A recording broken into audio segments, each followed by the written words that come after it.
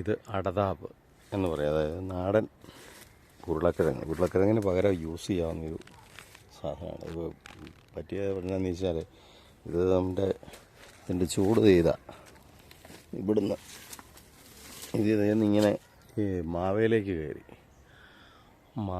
കയറി പക്ഷെ മാവേൽ ഒരു കപ്പയും മാവിൻ്റെ ഒപ്പം വളർന്നുപോയി. അത് കഴിഞ്ഞിട്ട് അതിൽ പള്ളയൊക്കെ കയറി കഴിഞ്ഞപ്പം ആ അടതാപ്പിൻ്റെ അതിന് മൊത്തം വെയിറ്റ് കൂടി ആ സാധനം മാവിൻ്റെ കമ്പ് ഒടിഞ്ഞു.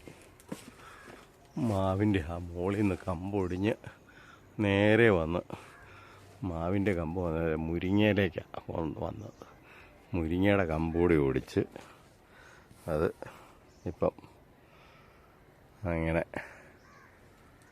വന്ന് താഴെ വീണ് കിടക്കുവാണ്. അപ്പോൾ അത് അടതാപ്പ് കുഴപ്പമില്ലാതെ കിടപ്പുണ്ട്. പക്ഷെ നമ്മുടെ മുരിങ്ങ ഒടിഞ്ഞു പോയി, മാവ് ഒടിഞ്ഞു പോയി, അടതാപ്പ് കയറിയത് കാരണം.